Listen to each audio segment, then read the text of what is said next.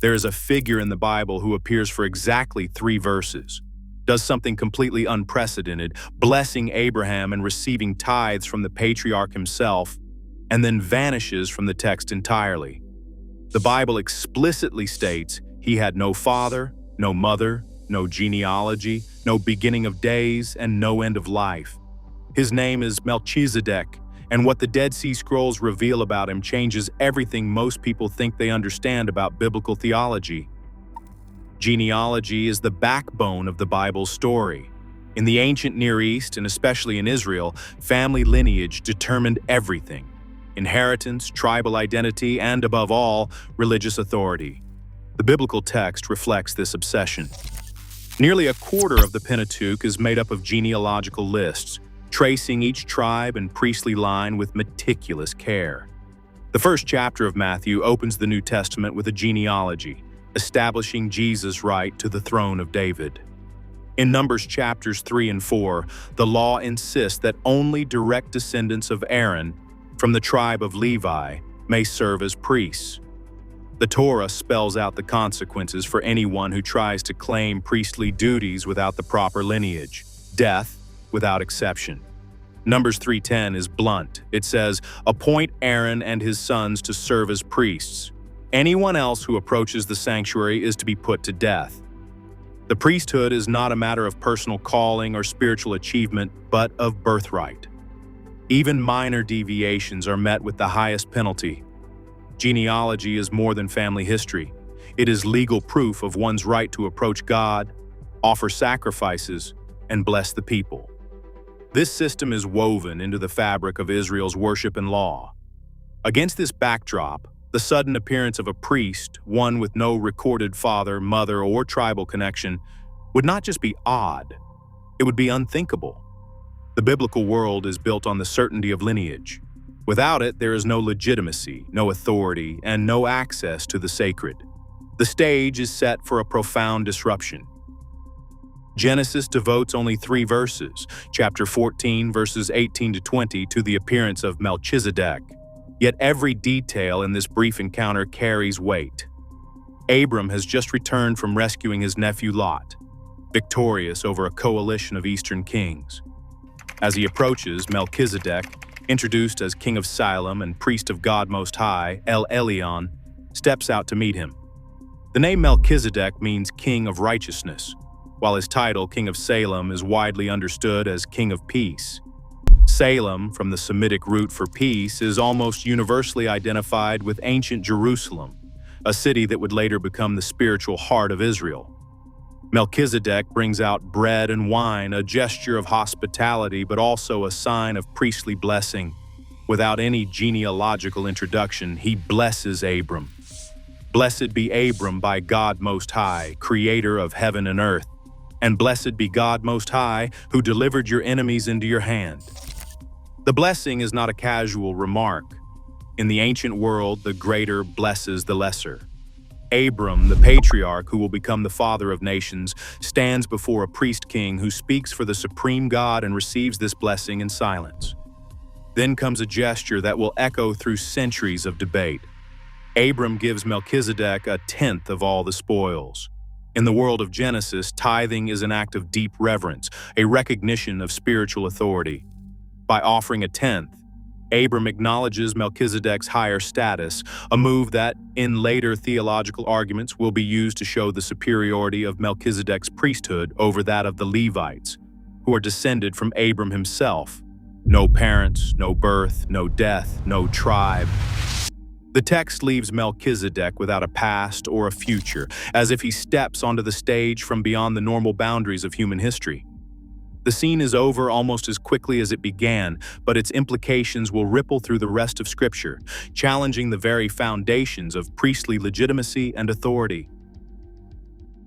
1,000 years after Melchizedek's quiet exit from Genesis, his name returns in a psalm that would shape the future of both Jewish and Christian theology. Psalm 110, traditionally attributed to David, contains a single line that echoes like a riddle through the centuries. "You are a priest forever after the order of Melchizedek." This is not just a poetic flourish. In a world where priesthood is locked to the tribe of Levi, David, himself from the tribe of Judah, invokes a priesthood that bypasses genealogy entirely. The Psalms' language is striking. It does not promise a priest for a season or a generation, but a priest forever. The phrase "order of Melchizedek" suggests a category of priesthood older and higher than anything founded at Sinai. Scholars have debated the date and intent of Psalm 110. Some place it in the early monarchy, seeing David's own kingship as the model. Others argue for a later post-exilic context when hopes for a new kind of priest-king ran high. Either way, the psalmist's vision reaches beyond the boundaries of Israel's law. The priesthood described here is not inherited, not bound by blood or tribe, but established by divine oath. This single verse lifts Melchizedek from a shadowy figure in Genesis to the blueprint for an eternal priesthood, one that will become central to the New Testament's claim that Jesus, a son of Judah, can serve as both king and priest. The motif of a priest-king, once a brief anomaly in the story of Abraham, becomes a prophecy waiting to be fulfilled. The letter to the Hebrews takes Melchizedek's brief appearance and expands it into a sweeping argument about priestly authority. In chapter 7, the author draws attention to everything the Genesis narrative leaves unsaid. Melchizedek is described as without father or mother, without genealogy, without beginning of days or end of life. Resembling the Son of God, he remains a priest forever. This is not a statement about Melchizedek's biology, but about the silence of Scripture. There is no recorded lineage, no birth, no death. In a tradition obsessed with ancestry, this omission becomes the foundation for a new kind of priesthood. The logic unfolds with careful precision. Abraham, the patriarch, offers Melchizedek a tenth of the spoils. In the world of the Hebrew Bible, the act of tithing is a gesture of submission to spiritual authority. If Abraham, the ancestor of Levi and the entire priestly line, gives a tithe to Melchizedek, then Melchizedek's priesthood must be greater than that of the Levites. Hebrews 7 verse 4 presses the point. See how great this man was to whom Abraham the patriarch gave a tenth of the spoils. The argument goes further. The Levitical priests collect tithes from their fellow Israelites, but they themselves are mortal, tied to a lineage that ends in death. Melchizedek, by contrast, is presented as holding his priesthood forever, untethered from any human genealogy. This opens the door for Jesus, a descendant of Judah, not Levi, to be called both king and priest. The author of Hebrews insists that the priesthood of Melchizedek is not just older than Aaron's, but eternally superior, rooted in God's own promise and not in the fragile chain of human descent. At Qumran, a battered fragment known as 11Q13, the Melchizedek scroll, offers a vision that explodes the boundaries of earthly priesthood. Here, Melchizedek is not simply a shadowy king from ancient Jerusalem. He is the anointed one of the Most High, a heavenly judge who proclaims liberty to captives and leads the sons of light in battle against Belial, the prince of darkness. The scroll, dated to the late Second Temple period, describes Melchizedek dispensing divine judgment at the end of days, executing God's vengeance and standing at the heart of a cosmic conflict. This is not the language of local politics or dynastic succession. It is the vocabulary of the divine council, a heavenly assembly where spiritual beings serve under God's authority, a scene echoed in Psalm 82. God stands in the assembly of the gods. He judges among the divine beings. Michael Heiser, whose work on the divine council has reshaped how many read these texts, argues that Melchizedek's lack of genealogy is no accident. In Heiser's view, the silence is a signal. Melchizedek's priesthood does not depend on human lineage because he is not a human priest at all, but a heavenly figure appointed to the council of God. The Qumran scroll's language, calling Melchizedek both judge and anointed, matches the cosmic courtroom of Psalm 82 and the eternal priesthood described in Hebrews. The sons of light and the forces of Belial are not just rival tribes, but opposing armies in a spiritual war. In this framework, Melchizedek's authority comes from above, not from ancestry.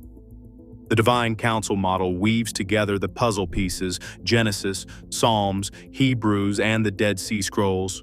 revealing a priest-king whose office is as old and enduring as the heavens themselves. Melchizedek's identity has sparked centuries of debate, each theory reflecting different assumptions about priesthood and history. Rabbinic tradition, drawing on Genesis Rabbah and the Targums, names Melchizedek as Shem, Noah's son.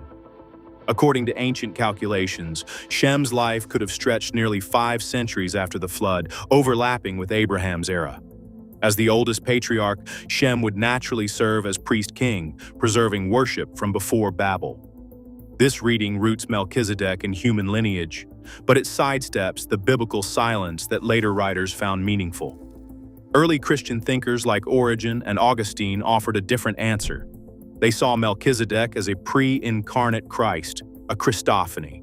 Hebrews claim that he is without father or mother, without genealogy, is taken literally, suggesting a priesthood anchored in eternity. Here, Melchizedek is not just a symbol, but the Son of God appearing before Bethlehem. A third view, supported by ancient Near Eastern evidence, sees Melchizedek as a real Canaanite king-priest of Salem, likely Jerusalem. Archaeology shows city rulers sometimes held both royal and priestly roles. The Genesis story sharpens the contrast. Abraham refuses Sodom's spoils, honoring Melchizedek with 1/10 of the plunder, choosing spiritual authority over earthly reward. Today, Melchizedek's priesthood stands as a challenge to every system built on lineage or law. In a world obsessed with credentials, his story points to a higher authority, one that claims legitimacy from the divine, not human descent. The question is, whose order shapes our allegiance now?